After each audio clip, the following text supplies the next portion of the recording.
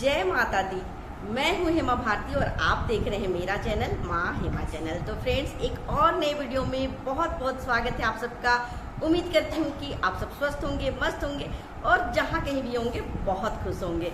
और हमेशा की तरह माता रानी की कृपा से मैं भी बहुत खुश हूँ। तो चलिए फ्रेंड्स, इस वीडियो में जानते हैं कि वट सावित्री का व्रत 2024 में कब है और क्या है पूजा विधि, किस तरह से एक सुहागन को वट सावित्री का व्रत करना चाहिए और क्या कुछ उस दिन हमें प्रार्थना करना चाहिए। तो चलिए सब कुछ जानेंगे इस वीडियो में। अगर आपको मेरा वीडियो अच्छा लगे तो लाइक शेयर कमेंट कर दीजिएगा। मेरे चैनल में नए हैं तो चैनल को सब्सक्राइब कर दीजिएगा, बेल आइकन प्रेस कर दीजिएगा ताकि मेरे वीडियो के नए नोटिफिकेशन सबसे पहले आप तक पहुंचे। आप भी मेरे जैसे ही माता रानी के भक्त हैं तो मेरे कमेंट बॉक्स में जय माता दी लिखना ना भूलें। और चलिए अब शुरू करते हैं वीडियो और जानते हैं सबसे पहले कि वट सावित्री का व्रत 2024 में कब है। क्योंकि देखिए बहुत सारे कमेंट आते रहते हैं, बहुत सारे प्रश्न आते रहते हैं कि गुरु माँ मैं कैसे वट सावित्री का व्रत करूं, कब है और क्या पहली बार मैं कर सकती हूँ या क्या कुछ है पूजा विधि और इसका क्या महिमा है। तो ये सारे प्रश्न के उत्तर मैं इस वीडियो में देना चाहती हूँ। तो आप सब प्लीज़ पूरा वीडियो देखेंगे और सब कुछ जान जाइएगा वट सावित्री व्रत के बारे में। तो वट सावित्री व्रत जो है वो 2024 में 6 जून को है, अमावस्या के दिन है, ज्येष्ठ महीना का अमावस्या के दिन पड़ रहा है। 5 तारीख को ही शुरू हो जा रहा है अमावस्या सायं 6:57 से और 6 तारीख के सायं 6:30 बजे तक, 6 कुछ मिनट तक रहेगा, 6:30 तक। तो इस बीच में आप पूजा कर सकते हैं। तो इसलिए इसको 6 तारीख को ही माना जा रहा है। सूर्योदय हो रहा है अमावस्या के दिन 6 तारीख को, तो इसलिए 6 जून को ही ये व्रत मनाया जाएगा। तो चलिए ये तो हो गया कब है ये आप जान गए। अब जानते हैं कि इसकी पूजा विधि क्या है। तो देखिए मैं हर वीडियो में बताती रहती हूँ कि कोई भी पूजा करें तो सब कुछ अच्छे से पहले से व्यवस्था कर ले, उसके बाद आप पूजा करें। देखिए अगर पहले से व्यवस्था नहीं है ना तो पूजा के दिन बहुत हड़बड़ी हो जाता है। ऐसे भी हाउसवाइफ लोग को ना बहुत ज़्यादा मतलब काम होता है, घर का बहुत तरह का टेंशन होता है, बहुत चीज़ है। वो हाउसवाइफ को बताने की ज़रूरत नहीं है, वो लोग समझ जाएंगे कि क्या कुछ परेशानियाँ होती हैं। और इसलिए हमें पहले से तैयारी कर लेना चाहिए। हो सके तो अभी से तैयारी करना शुरू कर दें। छोटी छोटी चीज़ें व्यवस्था कर लें। मार्केट गए तो हो सके तो पंखा खरीद के ले आइए, चना खरीद के ले आइए, धागा खरीद के ले आइए। इस तरह से व्यवस्था शुरू कर लीजिए। और साड़ी ब्लाउज पर ये सब तो पहले से करना ही है हम लोग को, क्योंकि यही तो अवसर मिलता है हमें नया साड़ी लेने का, अपने पति देव से जिद करने का और खरीदवाने का, यही मौका है। तो इस तरह से हम लोग पहले से ही शुरुआत कर ले तो ज़्यादा अच्छा है। अब समय भी बहुत कम बच गया है तो शुरुआत करना शुरू कर दे, अपना तैयारी शुरू कर दे। तो उस दिन क्या होगा ना कि पूजा के दिन ज़्यादा आपको हड़बड़ी नहीं रहेगा, आराम से आप पूजा कर पाएंगे। देखिए आजकल तो क्या नियम है कि बहुत लोग, गर्मी होता है क्योंकि ये ज्येष्ठ का महीना बहुत ही गर्म होता है, तो गर्मी के दिन में बाहर जा कर के पूजा करना वृक्ष में बहुत मुश्किल होता है। बहुत सी महिलाएं तो क्या करती हैं कि सुबह जल्दी उठ करके जाके पूजा करके आ जाती हैं। लेकिन कुछ देखिए जो प्रैक्टिकल चीज़ है उसमें ही हमको बात करना चाहिए। हम कह देंगे कि नहीं जल्दी उस दिन जा करके पूजा करके आ जाइए तो संभव नहीं है, क्योंकि बच्चों को देखना है, अपने परिवार को देखना है, पति देव को देखना है, अपने घर का काम देखना है। इतना संभव नहीं है हर लेडीज से कि जल्दी जल्दी सुबह जा करके पूजा करके निपट गई। नहीं हो पाता है, लेट हो ही जाता है, 11-12 बज ही जाता है। धूप इतना तेज होगा तो बहुत परेशानी हो जाएगा। तो इसके लिए आजकल बहुत सी महिलाएं क्या करती हैं कि घर में ही वट का वृक्ष का डाली वगैरह ले आती हैं और घर में ही गमला में लगा करके बहुत आराम से पूजा कर लेती हैं। सही है, बहुत अच्छा बात है कि घर में आप आराम से कीजिए पूजा। लेकिन आपको ये बात ध्यान रखना है कि वट सावित्री के दिन ना टहनी तोड़ना है और ना पत्ती तोड़ना है। आप एक दिन पहले ही टहनी वगैरह मंगवा लीजिएगा और घर में लगा करके आराम से पूजा कीजिएगा। तो ये हो गई पहली बात। दूसरी बात कि सारा तैयारी तो आप पहले से करेंगे ही। अब आगे जानते हैं कि देखिए जब आप व्रत करेंगे तो सबसे पहली बात आती है कि जिनका विवाह इस साल हुआ है तो पहली बार पूजा वट सावित्री कर सकती हैं या नहीं कर सकती हैं। देखिए, एक तो सबसे पहली बात यह है कि हर घर का अपना अपना नियम होता है, तो उस नियम अनुसार ही करेंगे, क्योंकि ससुराल का ज़्यादातर महिलाएं मानती हैं ये सब चीज़ को, मैके का उतना नहीं होता है। जो आपके ससुराल में चलता है वही आप सास से पूछ करके काम कीजिएगा, या जो बड़े बुजुर्ग बोलेंगे वही कीजिएगा। हालांकि इस साल आप आराम से पहली बार भी व्रत कर सकती हैं, तो इसमें कोई शंका नहीं है, तो आप आराम से व्रत कर सकती हैं। ये हो गई बात। अच्छा, उसके बाद व्रत कैसे करना है, तो इसमें बहुत लोग पूरा फास्ट भी रखते हैं, बहुत लोग मीठा खा करके फल खा के करते हैं, और बहुत लोग नमक वगैरह पूजा के बाद खा लेते हैं। तो आपके यहाँ जैसे होता है वैसे करें। हालांकि मैं आपको क्लियर कर दूं कि वट सावित्री का ऐसा व्रत है कि इसमें आप पूजा करके जो फेरा होता है वृक्ष का, वो करने के बाद आप खा सकते हैं नमकीन वगैरह, कोई दिक्कत नहीं है। आप पूरा भोजन जैसे हर दिन का करते हैं वैसे कीजिएगा। बस याद रखिएगा, ध्यान रखिएगा कि सेंधा नमक से बनाए सब कुछ। और ऐसे अगर फास्ट कर सकती हैं तो कोई दिक्कत नहीं है, पूरा फास्ट कीजिए, शरबत वगैरह ले लीजिए, फल में कीजिए या फिर मीठा से कीजिए, दोनों बातें हो सकती हैं। तो इसमें इतना घबराने की ज़रूरत नहीं है। ये भी क्लियर कर दी। अब आगे सुनिए, जब आप पूजा करने जाएंगी तो आपको पूरे थाल में हर एक चीज़ को ध्यान से रखना है। तो सुन लीजिए कि थाल आपको कैसे सजाना है। सबसे पहले तो आपको लेना है धागा, जो धागा हम फेरा देंगे उसे रख लेना है। चना जरूर से भिगो के रख दीजिएगा, क्योंकि उसी चना से आपको हर बार जा कर के जब आप एक चक्र फेरा करेंगी ना, तो उसी चना से आपको वहाँ पर प्रसाद के रूप में रखना है, चढ़ाना है, और आपको सिंदूर का टीका लगाना है। तो ये हो गई बात। तो चना हो गया, धागा हो गया, पंखा हो गया, क्योंकि पंखा इसमें बांस का ही पंखा लीजिएगा, क्योंकि उसे ही पवित्र माना जाता है। तो बांस का पंखा होना चाहिए। और क्योंकि आजकल बहुत कोई ना प्लास्टिक वगैरह का भी यूज कर लेती है कि नहीं मिल रहा है बोल करके, लेकिन अगर नहीं मिल रहा है तो अलग बात है, तब तो आप कुछ भी व्यवस्था कर लीजिए, अलग है। लेकिन अगर मिल रहा है तो बांस का ही लेने का कोशिश करें, और बांस के पंखे से ही वहाँ पर पंखा करें वृक्ष को और अपने पति देव जी को। तो ये हो गया। अच्छा, उसके बाद दीपक जरूर जलाएंगे। दीपक शुद्ध घी का जलाइएगा, ऐसा नहीं कि कोई भी तेल का जला ले, शुद्ध घी का ही दीपक जलाना है। तो आपको वहाँ पर वृक्ष के पास भी एक दीपक जलाना है, और आप जब घर में आकर के पूजा करेंगे तो घर में भी एक दीपक जला लीजिएगा। ये हो गया बात। अक्षत ले लीजिएगा, पुष्प ले लीजिएगा, और कुछ मिष्टान ले लीजिएगा प्रसाद के रूप में। बहुतों के घर में देखिए इसमें ठेकुआ बनता है, पुआ बनता है, तो आपके घर में जो बनता है वो बना लीजिएगा। मेरे घर में पुआ बनता है तो मैं तो पुआ ही बनाऊंगी, तो आप सब अपना देख लीजिएगा। अच्छा, अब फल जो चढ़ता है वो 5 ऋतु फल आप चढ़ाइएगा, क्योंकि आम का इसमें विशेष महत्व है। तो आम से ही इस वृक्ष का पूजा किया जाता है, इसलिए आप आम तो जरूर रखिएगा। साथ में ऋतु फल में आपको लीची हो गया, आम हो गया, तरबूज हो गया, ककड़ी हो गया, और फिर केला, सेब, संतरा, जो भी हो, ये 5 फल आप जरूर चढ़ा दीजिएगा। अच्छा, जब आप प्रसाद चढ़ाएंगे तो 2 तरह का इसमें प्रसाद आपको चढ़ाना है। एक तो आप वृक्ष में वहाँ पर जो चढ़ा करके छोड़िएगा वो हो गया, और साथ में उसी समय एक और आपको चढ़ाना है।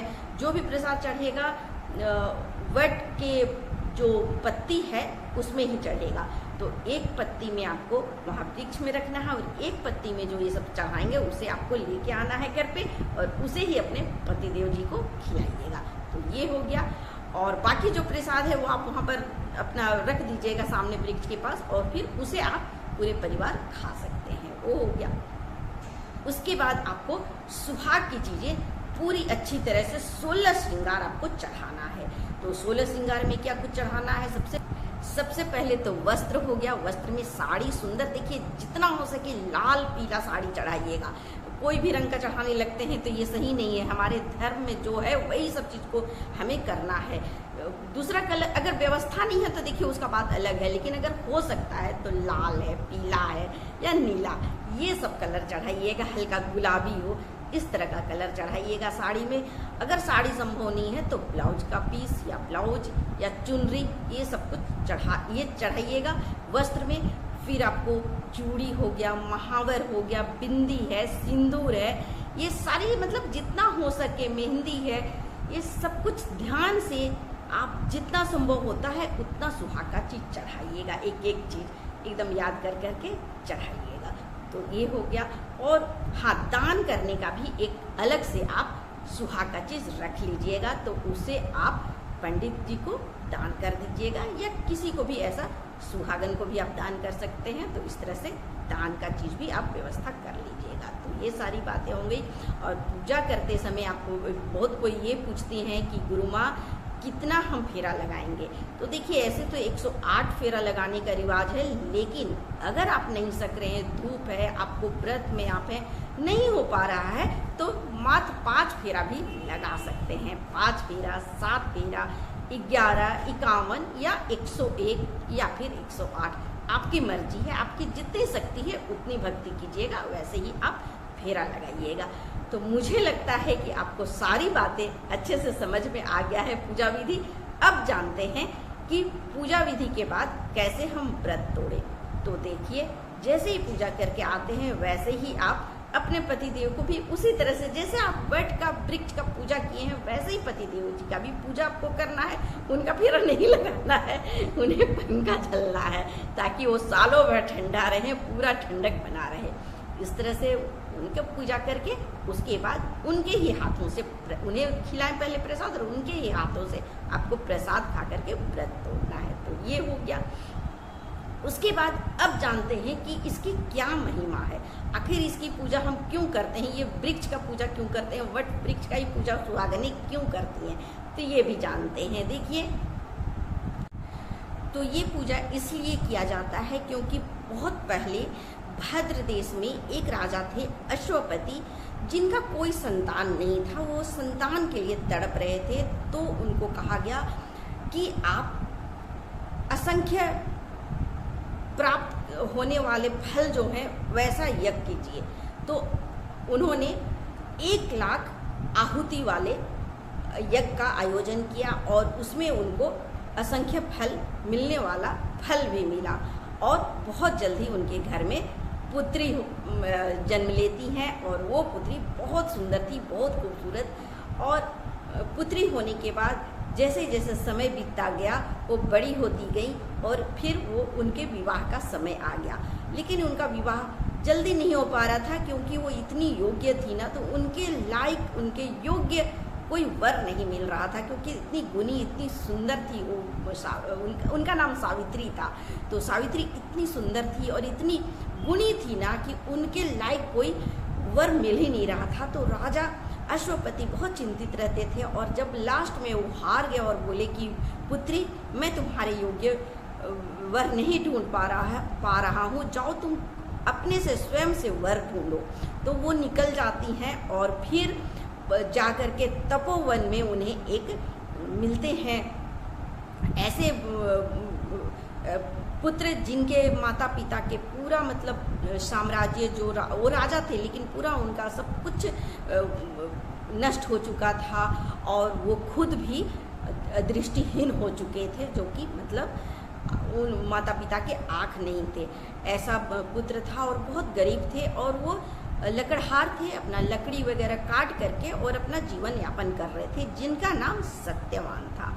तो उन्होंने सावित्री ने पसंद किया, और आकर के अपने पिता से कहा कि पिताश्री, मैं सत्यवान जी को पसंद की हूँ अपने वर रूप में, और मैं उनसे ही विवाह करना चाहती हूँ। तभी नारद जी वहाँ पर आए हुए थे अश्वपति के पास, और जब उन्होंने सुना कि सावित्री ने अपना वर सत्यवान को चुना है, तो उन्होंने पूरा भविष्यवाणी कह के सुना दिया कि ये क्या कर दी आपकी पुत्री ने, ये सही नहीं है, ये जो सत्यवान है ये आपकी पुत्री के योग्य नहीं है तो बहुत ही अच्छा, लेकिन इसका अल्प आयु है, इसके माता पिता दृष्टिहीन हैं, आंखें नहीं हैं, इनका राजपाट सब कुछ छीन चुका है, गरीब बच्चा है और गरीब लड़का है, और साथ में इसका बाकी चीज़ तो जाने दीजिए, लेकिन इसका आयु ही नहीं है, ये 1 वर्ष के बाद ही मृत्यु को प्राप्त करेगा। तो ऐसा वर चुन करके आपकी बेटी का पूरी जिंदगी बर्बाद हो जाएगा। तो उनके पिता ने बहुत समझाया कि बेटी पुत्री ये विवाह मत करो, सत्यवान से विवाह मत करो, लेकिन सावित्री ने हट कर दिया कि पिताश्री, जब एक स्त्री किसी को दिल से अपना पति मान लेती है, अपने मन से किसी को पति मान लेती है, तो फिर चाहे कुछ भी हो जाए किसी और पुरुष की तरफ वो नहीं नज़र डालती है और न किसी को कभी अपनाती है, मन से कभी नहीं अपना सकती है। तो फिर उनके पिता ने कहा कि ठीक है बेटी, जैसी इच्छा, और फिर उन्होंने शादी की आज्ञा दे दी। विवाह हो गया दोनों का, बहुत अच्छे से उनका जिंदगी चलने लगा। माता पिता सास ससुर का बहुत सेवा करती थी सावित्री और बहुत अच्छे से अपने पति का ध्यान रखती थी, बहुत ही पतिव्रता स्त्री थी, बहुत अच्छे से घर परिवार चला रही थी। लेकिन जैसे जैसे ही 1 वर्ष बीत गया, 3 दिन जब समय बचा था, तब सावित्री को बहुत ही अंदर से व्याकुलता आने लगा कि अब क्या होगा, अब 3 दिन का ही समय है। तो ऐसे में उन्होंने बहुत ही कष्टदायी व्रत रखा और कहा कि हे भगवान, अगर मेरे में सत्य होगा तो मेरे पति की मृत्यु कभी नहीं होगी। और उन्होंने व्रत किया। जिस दिन उनका मृत्यु का समय आया तो वो जब सत्यवान जाने लगे बाहर अपना लकड़ी का काम करने, काटने जाने लगे लकड़ी, तो सावित्री भी पीछे पीछे चल दी। सत्यवान ने पूछा, क्यों आ रही हो, तुम घर पे रहो और माता पिता की सेवा करो। तो उन्होंने कही, नहीं, आज आपकी तबीयत ठीक नहीं है तो मैं इसलिए आज आपके साथ ही रहना चाहती हूँ। माता पिता के लिए सब कुछ मैं व्यवस्था घर पे करती हूँ, चलिए मैं आपके साथ ही रहूँगी। और फिर वो जाती है, वट वृक्ष था उसके ऊपर जा करके वो काट रहे थे, वृक्ष को काट रहे थे। अचानक से उन्हें चक्कर आ गया सत्यवान को, और वो नीचे उतरते हैं और बोलते हैं सावित्री से, मुझे चक्कर आ रहा है, पता नहीं, देखो ना क्या हो गया। सावित्री तो सब समझ ही रही थी। उन्होंने बहुत अच्छे से प्यार से उनके सर को अपने गोद में रखा और उसे दबाने लगी, सहलाने लगी और सेवा करने लगी। इतने में यमराज जी पहुंच जाते हैं और उनका प्राण लेकर के जाने लगते हैं। जब देखती है सावित्री कि मेरे पति का प्राण लेकर के यमराज जा रहे हैं, तो बहुत मना करती है कि प्लीज़ लेकर के मत जाइए, मेरे पति का प्राण लेके मत जाइए, क्योंकि फिर मैं बहुत इनके बिना नहीं रह पाऊंगी, मैं बहुत कष्ट में रहूंगी, ऐसा मत कीजिए, क्योंकि एक ही मात्र यही सहारा है अपने माता पिता के भी और मेरे भी, तो इन्हें लेके मत जाइए। पर यमराज ने कुछ नहीं सुना और कहा कि इनका समय पूरा हो गया है तो मुझे इसे लेके जाना ही पड़ेगा, और वो चल दिए। सावित्री यमराज के पीछे पीछे वहीं पर मृत शरीर को छोड़ करके वृक्ष के पास और यमराज के पीछे पीछे जाने लगी। तो बहुत दूर तक जाने के बाद यमराज ने पूछा कि आप क्यों आ रही हैं हमारे पीछे पीछे, इसका कोई मतलब नहीं है, आप वापस लौट जाइए, क्योंकि मैं तो आपके पति को सत्यवान को लेके ही जाऊंगा। बोली कि ठीक है, आपको इससे क्या दिक्कत है, फिर भी मैं जाऊंगी आपके पीछे पीछे। तो बोले, ये विधि के विधान से विपरीत चीज है, आप नहीं जा सकती हैं, आप देवी रुक जाइए। बोले, नहीं, मैं अपने पति के बिना कैसे लौट जाऊं, मैं अपने पति के साथ ही जाऊंगी। फिर वो पीछे पीछे जाने लगती है। जब इतना ज़्यादा परेशान हो जाते हैं यमराज जी और बोलते हैं कि ये तो स्त्री जो है पीछा छोड़ ही नहीं रही है, अब इससे मैं कैसे छुटकारा पाऊँ, मुझे तो सिर्फ एक का ही प्राण लेके जाना है, इससे मैं कैसे लेके जाऊँ और कहाँ लेके जाऊँ। तो उसे वापस उन्हें भेजने के लिए सावित्री को उन्होंने कह दिया कि अच्छा ठीक है, कोई वरदान मांग लो, मैं वरदान दे देता हूँ तुमको। तो सावित्री ने कहा ठीक है, आप वरदान देना ही चाहते हैं तो मेरे सास ससुर का जो राजपाट छीन गया है वो वापस दिला दीजिए। तो ये मांग ली। तो बोले तथावस्तु करके आगे बढ़ने लगे। तो उनके सास ससुर को सब कुछ प्राप्त हो गया, जो भी राजपाट छीन गया था वो सब वापस मिल गया। लेकिन फिर भी पीछे पीछे जाने लगी। तो इस बार यमराज ने कहा कि देवी, मैंने तो तुमसे बोल दिया, जो मांगी वो दे दिया, अब क्यों आ रही हो पीछे पीछे। तो वो बोले कि नहीं, मैं तो पीछे जाऊंगी, जब तक मेरे पति आपके साथ जाएंगे मैं भी जाऊंगी। तो फिर बोले ठीक है, तुम दूसरा वर मांगो, कुछ और चाहती हो तो और मांग लो, सिर्फ मैं पति के प्राण वापस नहीं कर सकता हूँ, तो मांगो जो मांगना चाहती हो। तो सावित्री ने फिर से दूसरा वरदान मांगा कि मेरे सास ससुर के जो दृष्टि है वो प्राप्त हो जाए। तो अंधे सास ससुर को दिखने लगा, उन्हें आंखें प्राप्त हो गई। फिर पीछे पीछे जाने लगी सावित्री, फिर भी वो वापस नहीं गई। तो फिर इस बार परेशान होकर के फिर से यमराज बोले कि देवी, आप क्यों पीछे पीछे आ रही हैं? आपके पति के प्राण, सत्यवान का प्राण मैं वापस नहीं कर सकता हूँ।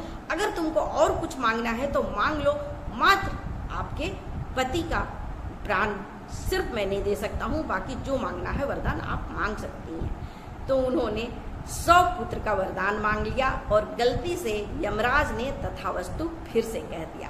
तब सावित्री ने कहा कि अगर मेरे पति का ही आप प्राण ले जाएंगे तो मैं पुत्रवती कैसे बनूंगी, मेरे 100 पुत्र कैसे होंगे, इसलिए आप मेरे पति के प्राण वापस कर दीजिए। और फिर यमराज को अपने ही वचन से जब वो हार गए तो उन्हें उनके पति सत्यवान का प्राण वापस करना पड़ा। और इस तरह से जब वो जाती है वट वृक्ष के पास तो देखती है उनके पति के प्राण वापस आ गए थे।